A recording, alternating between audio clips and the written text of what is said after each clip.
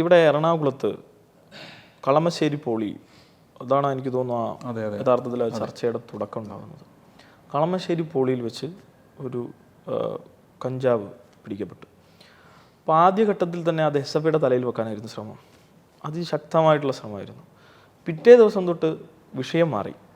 അതൊരു സാംസ്കാരിക സാമൂഹിക പ്രശ്നമായും അവതരിപ്പിക്കപ്പെട്ടു. അപ്പം പോയി നോക്കുമ്പോഴാണ് മനസ്സിലായത് പിടിക്കപ്പെട്ടവരിൽ എല്ലാവരും കേസുകാരാണ്. ഞങ്ങളപ്പോഴും പറഞ്ഞൊരു സ്റ്റാൻഡുണ്ട്. ഞങ്ങളെക്കൊണ്ട് പിന്നെ പറയാതെ പറയിപ്പിച്ചു കേരളത്തിലെ മാധ്യമങ്ങൾ. ഞങ്ങൾ സ്വാഭാവികമായിട്ടും അതിൻ്റെ ലാർജർ കവറിൽ ലഹരി ചെറുക്കപ്പെടണം, ആ നിലപാടെടുത്തതിൻ്റെ ഭാഗമായി കളമശ്ശേരി പോളി ഇത്തവണ ഞങ്ങൾക്ക് നഷ്ടപ്പെട്ടു. അത് നിങ്ങളറിയണം.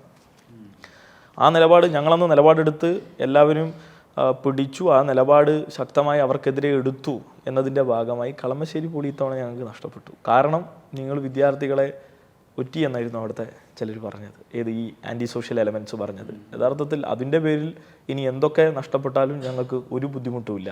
പക്ഷേ അതിനെ ഇപ്പോഴും പ്രോത്സാഹിപ്പിക്കുന്നുണ്ട്.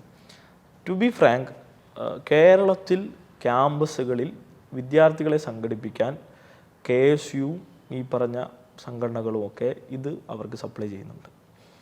ഇത് ഒരു വിദ്യാർത്ഥി സംഘടനയെ വെറുതെ ഞങ്ങൾ ആക്ഷേപിക്കുകയല്ല, മറിച്ച് പലപ്പോഴും വിദ്യാർത്ഥികൾക്കിടയിൽ നിന്ന് തന്നെ കിട്ടുന്ന ഞങ്ങൾക്ക് കിട്ടുന്ന വിവരങ്ങൾ എങ്ങനെയാണ്. ഇപ്പോൾ ഞങ്ങൾ തന്നെ നേതൃത്വം കൊടുത്ത്, ഇപ്പോൾ ഞങ്ങളുടെ സംഘടനയിൽ ഒരാൾ പോലും അത്തരത്തിലുള്ള ഒരു തെറ്റായ നിലപാടിനെയും ഉൾക്കൊള്ളാൻ, അല്ലെങ്കിൽ ആ നിലപാടിൻ്റെ ഭാഗമായോ അല്ലെങ്കിൽ ഇത് ഉപയോഗിക്കുന്നവരായോ ഇത് വിൽക്കുന്നവരായോ ഇതുമായിട്ടൊരു ബന്ധമുള്ളവരെയും ഞങ്ങളുടെ സംഘടനയിൽ നിർത്താൻ പോയിട്ട് അതിനെക്കുറിച്ച് ആലോചിക്കാൻ പോലും കഴിയില്ല. മറിച്ച് അവർ സാമൂഹിക വിരുദ്ധരായി മാറ്റി നിർത്തപ്പെടേണ്ടവരല്ല, മറിച്ച് അവരെ ക്ലിയർ ചെയ്ത് സമൂഹത്തിൻ്റെ ഭാഗമാക്കണം എന്ന നിലപാട് തന്നെയാണ്.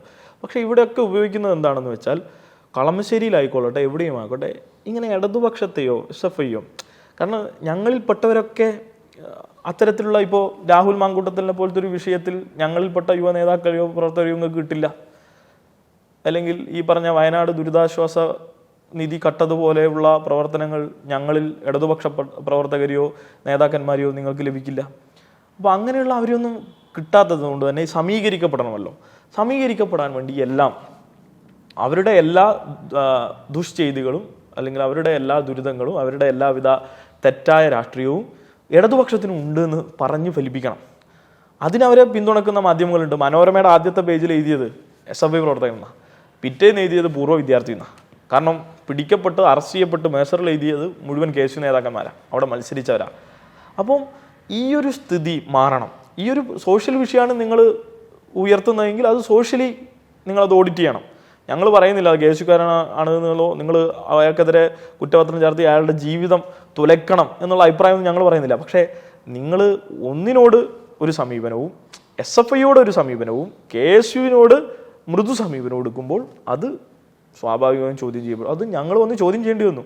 എന്നോട് ഒരു കേരളത്തിൽ ഉത്തരവാദിത്തപ്പെട്ട മാധ്യമപ്രവർത്തകൻ പറഞ്ഞത്, ഞങ്ങൾ അറിയില്ല KSU ആണെന്ന്. അപ്പോൾ ഞാൻ പറഞ്ഞു, നിങ്ങൾക്ക് ഇതൊന്നും അറിയില്ല, ഇത്രയും പോലീസ് അറസ്റ്റ് ചെയ്തു, FIR വന്നു, എന്നിട്ടും നിങ്ങളെന്താ വാർത്ത കൊടുക്കാഞ്ഞത്? ഞങ്ങൾ അറിയില്ല. അപ്പോൾ ഞാൻ പറഞ്ഞു, എപ്പോഴാണ് നിങ്ങൾ അറിയുന്നതെന്ന് ചോദിച്ചു. അത് നിങ്ങളിപ്പോൾ പറയുമ്പോഴാണ് അറിയുന്നത്. ഞങ്ങൾ പത്രസമ്മേളനം വിളിച്ച് പറയുമ്പോഴായിരുന്നു കളമശ്ശേരിയിൽ KSUക്കാരെ പിടിച്ചു എന്ന് മാധ്യമങ്ങൾ അറിഞ്ഞതുപോലും ഈ കേരളത്തിൽ. അപ്പോൾ ഇതൊക്കെ ഞങ്ങൾ വിശ്വസിക്കണം എന്നാണ് അവർ കരുതുന്നത്. അപ്പോൾ ഇതിലൊരു അജണ്ടയുണ്ട്. ഇടതുപക്ഷവും ഈ പറഞ്ഞ കോൺഗ്രസ്സൊക്കെ ഒരേപോലെയാണ്, അവരിങ്ങനെയൊക്കെ തന്നെയാണ്. അത് സമീകരിച്ച് എങ്ങനെയെങ്കിലുമൊക്കെ വലതിൻ്റെ രാഷ്ട്രീയത്തെ അധികാരത്തിലെത്തിക്കാനുള്ള ഇവരുടെ ഒരു അജണ്ട അതിലുണ്ടാകാം. പക്ഷെ സത്യം പറയാൻ തയ്യാറാവണ്ടേ? ആ നിലപാട് ഞങ്ങൾ എടുത്തു. ഞങ്ങൾക്ക് ഈ പറഞ്ഞ ലഹരിയുമായി ബന്ധപ്പെട്ട ഒരു പ്രവർത്തകനെയും ഒരു നേതാവിനെയും ഒരാളെ പോലും ഞങ്ങളുടെ സംഘടനയിൽ വെച്ച് ഉറപ്പിക്കില്ല. നിങ്ങൾക്ക് ഉറപ്പ് തരാൻ കഴിയും. അങ്ങനെയുള്ള ആളുകൾ ഞങ്ങളുടെ കൂട്ടത്തിലില്ല. അങ്ങനെ ഉള്ളവരെ ചോദ്യം ചെയ്തും അതിനെ മറികടന്നുമാണ് SFI വളർന്നത്. കാരണം ലഹരിയുടെ വ്യാപനം നടന്നാൽ അവിടെ അരാഷ്ട്രീയത ഉണ്ടാവും. അത് ഏറ്റവും കൂടുതൽ ബാധിക്കുന്നത് കേരളത്തിൽ ഇത്രയേറെ ശക്തിയുള്ള SFI ആയിരിക്കും ആദ്യം. അപ്പം ഞങ്ങളിരിക്കുന്ന കൊമ്പ് കിട്ടും. അപ്പം അതിനെ ശക്തമായി ഞങ്ങൾ ചോദ്യം ചെയ്യും. അതിനെ ഇവരിപ്പോൾ കൊടുക്കുന്ന ഈ സ്പോൺസർഷിപ്പ് SFIയെ നേരിടാൻ കുറച്ച് ആൻറ്റി സോഷ്യൽ എലമെൻസിനെ കൂടെ വേണം എന്നുള്ളത് കൊണ്ട് ഇത്തരം ഒരു സഹായം KSU ചെയ്യുന്നുണ്ട്. KSU അത് അവസാനിപ്പിക്കണം എന്നുള്ളതാണ് ഇതിൻ്റെ ഭാഗമായും സൂചിപ്പിക്കാനുള്ളത്.